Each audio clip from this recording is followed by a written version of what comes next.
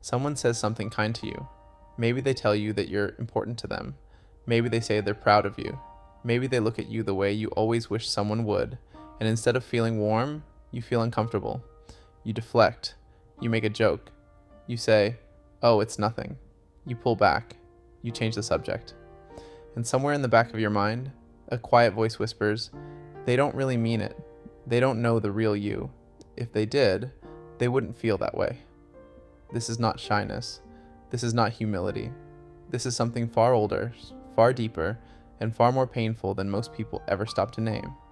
Because here is the paradox that lives inside so many people. They want love more than almost anything. They crave closeness, belonging, the feeling of being truly seen. And yet, the moment love actually arrives, something inside them rejects it. Not on purpose, not consciously, but automatically, like a reflex. Like a door that has been locked for so long, it no longer remembers how to open. Today we're going inside the psychology of people who cannot accept love, not because they don't deserve it, not because they don't want it, but because somewhere along the way, their mind learned something dangerous. That love is not safe. Let's start with what's actually happening beneath the surface. When someone who struggles to accept love receives affection, their nervous system doesn't respond the way you might expect. Instead of relaxing, it activates. Instead of opening, it braces. Psychologists call this an attachment wound. It's the result of early experiences where love was inconsistent, conditional, or painful, where the people who were supposed to make you feel safe instead made you feel uncertain. And when that happens enough times, the brain does what it always does. It adapts. It learns. It decides that intimacy is a threat. This is not weakness. This is intelligence. This is your nervous system doing exactly what it was designed to do, protecting you from what once hurt you. The tragedy is that it keeps protecting you long after the danger is gone. Think about what love looked like when you were young. Maybe it came and went without warning. Maybe it arrived with conditions attached. You have to be good enough, quiet enough, small enough, successful enough. Maybe love was followed by criticism, or withdrawal, or silence. Maybe the people who were supposed to love you used that love as leverage. And so, your young mind drew a conclusion that felt true at the time. Love is something you earn. Love is something that can be taken away. Love is dangerous because the moment you believe in it, it disappears. That belief doesn't disappear when you become an adult. It goes underground.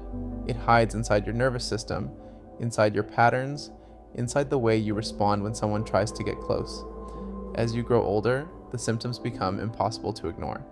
You minimize compliments because accepting them feels like setting yourself up for disappointment.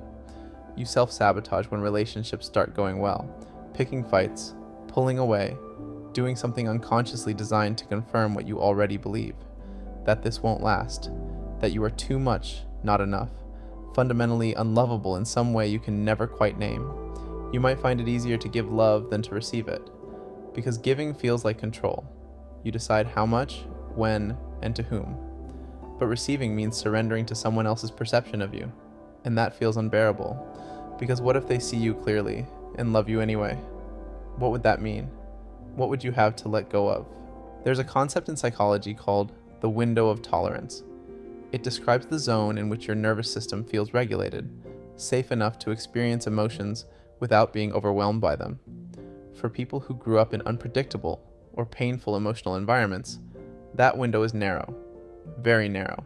And love, real love, the kind that asks you to be vulnerable, to be seen, to need someone, pushes right against the edges of that window.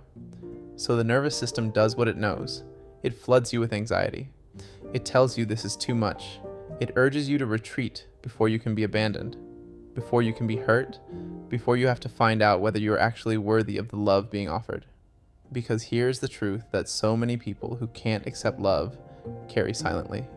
They don't just fear being rejected, they fear being accepted, because being accepted means they were wrong about themselves. And being wrong about themselves means dismantling the story they have built their entire identity around. I am too much. I am not enough. I am not someone people stay for. That story feels like truth, but it was never truth. It was survival. It was the mind of a child making sense of a world that wasn't giving them what they needed. Now let's talk about how this shows up in relationships, because this is where the pattern becomes most visible and most painful.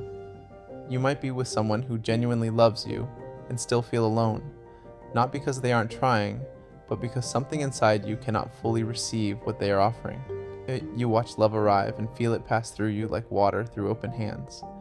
You might pull away when someone gets too close, not because you want to, but because closeness triggers something ancient in your body. A warning, a memory, an old wound that hasn't finished speaking yet.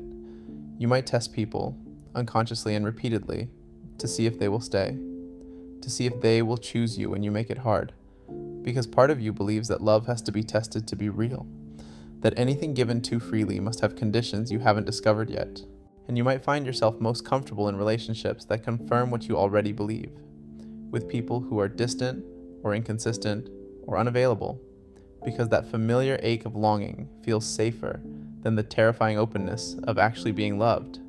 Psychologists call this repetition compulsion, the unconscious drive to recreate the emotional dynamics of our earliest relationships, not because we enjoy suffering, but because familiarity feels like safety, even when it isn't. But here's what no one tells you. The problem is not that you are unlovable. The problem is that your nervous system never learned what safe love feels like. It never had enough consistent, unconditional experiences of love to build a template for it. So when love shows up without conditions, without strings, without punishment, it feels foreign. It feels suspicious. It feels like something must be wrong. The first step toward change is not forcing yourself to receive love. It is understanding why you can't. It is going back to that child who learned to lock the door and asking, what were you protecting yourself from? Because when you understand the origin of the wound, it begins to lose some of its power over you. Healing doesn't happen all at once. It happens in small moments.